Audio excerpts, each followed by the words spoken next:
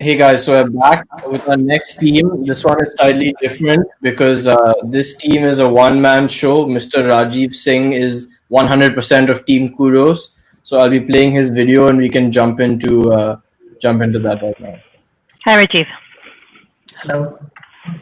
It's a solo member team, so it's just me, Rajiv Singh, as the CTO for an NBFC in Pune, working in lending space.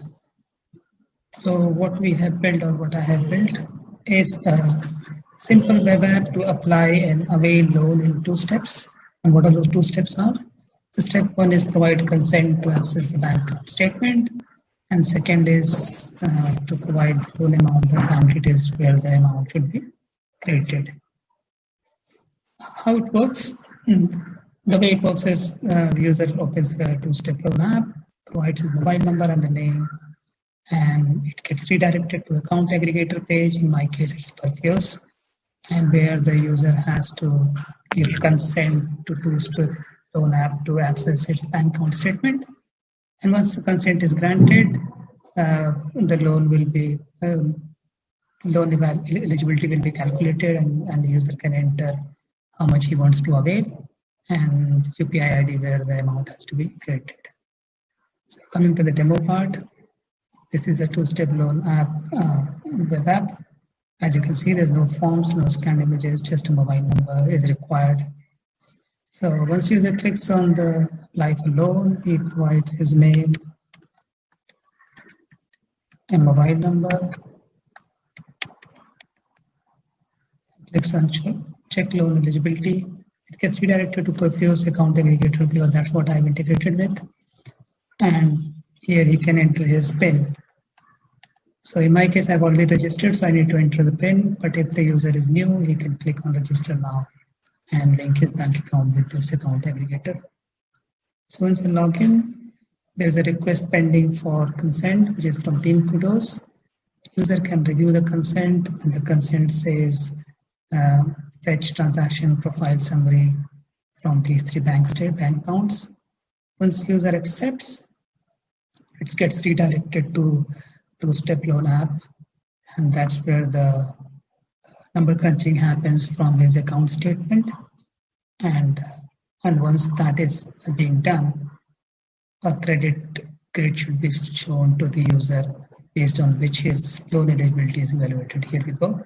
So there's two parts to this page. One is a credit grid, another one is the loan details.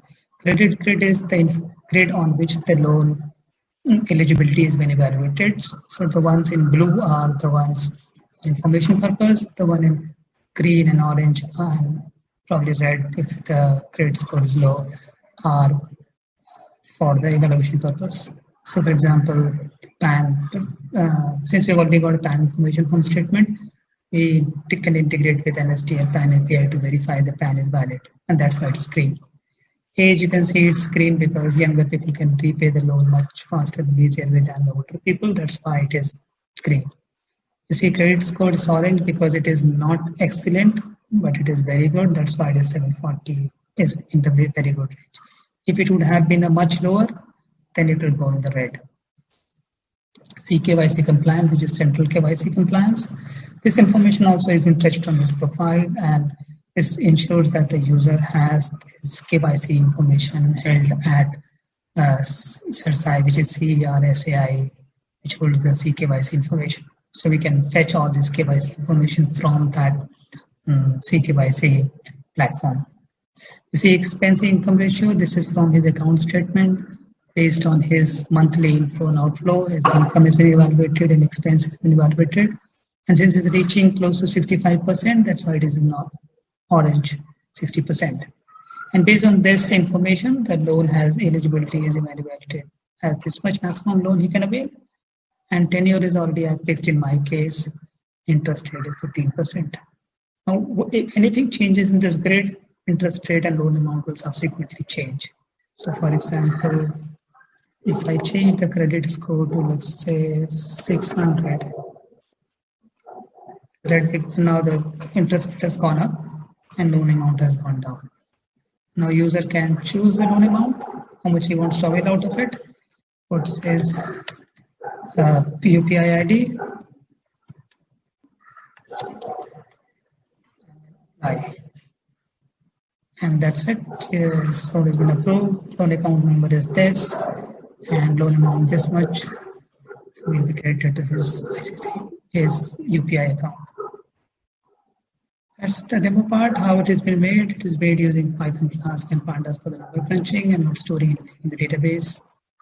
For future works, most of my backend APIs are hard coded at the moment. So, for example, PAN verification, Civil Experience, CKYC Pro, all these APIs I have to integrate, which I have not done it yet. I could also initiate a e-sign for the loan agreement signing and also e-nudge for EMI payments if required.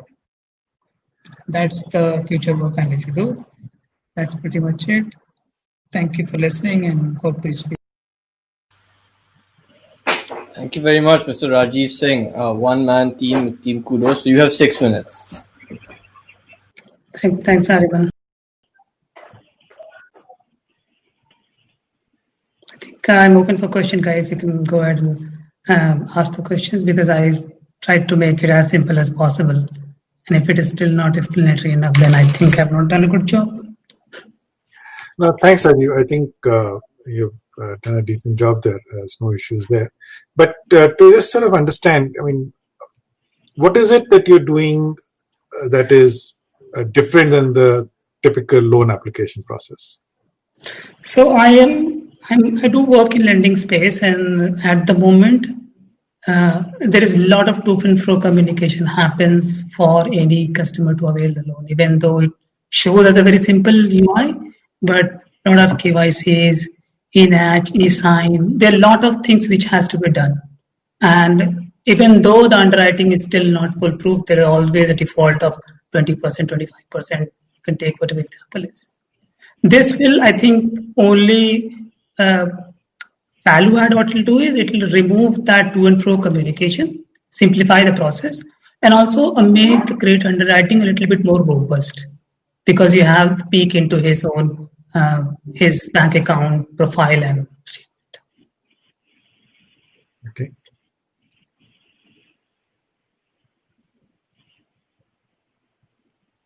And to further that question, why hasn't this been done before? First of all, I think this has been done in parts and in bits and pieces. So first of all, there was no mechanism to access a person's account statement in a foolproof way until the person uploads his statement, which can be forged, or a person you ask for his credentials to be logged in, probably scrape his account statement. So I think it has not been done because AA was not there. That's as simple as that. So, Rajiv, one question from our side, right? I think here you've done a simple process, two-step process, right? But you've taken away the liberty from the consumer, right, to share his views and thoughts on your loan. As much as I see, like you are sanctioning him a loan depending on your tenor, your interest rate, or your CIBIL score and an amount, right?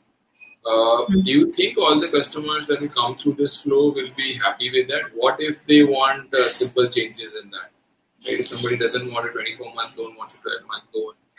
So I think I have designed this from the perspective of a payday loan. I have put down the tenure, but that was not my initial thought. So I think I should have gone away with the tenure part. So basically, most of the payday loans, the way they work is they have fixed tenure, 7 days, 14 days, 30 days. That tenure is always fixed. That's how the payday lenders work these days. And when it comes to interest rate, it is all driven by his credit profile. So there's hardly anything which consumer can do in that space. And then when it comes to loan eligibilities, again, this is how much you can avail, but how much it's up to you to choose from within that range. So I think the whole system I have designed from the payday loan perspective. In that sense, it's mostly rigid and fixed. Okay. And you kind of said that video KYC or eKYC or eNash or e-signing you have done away with, but you will anyways have to do that, right? So that step in process, I don't know if I missed it, but that step in process will still be involved, right? Video KYC I don't think has to be done if I do a CKYC pull. Yeah, CKYC. So Yeah. CKYC pull is a back-end process, so user doesn't have to do anything. In terms of e-sign, this is the space which is, I think, evolving a little bit. I'm still not sure in this COVID times people are doing e-sign, but e-sign could be done through a simple OTP based or Aadhaar based, whatever it is. You This need is the, in-app yeah. as well to collect money, right?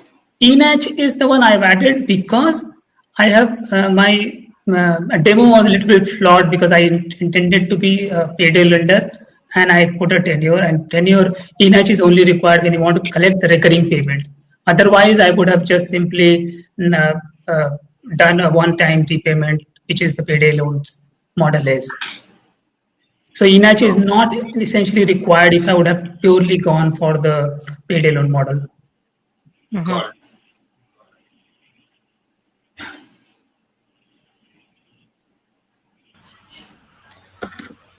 Awesome. So doesn't look like anything further from the judges, but from my side, thank you so much. I think it's great and really laudable that you did it all on your own. So audience, please show some appreciation for Rajiv. Thanks a lot, guys. Thank you so much, Rajiv.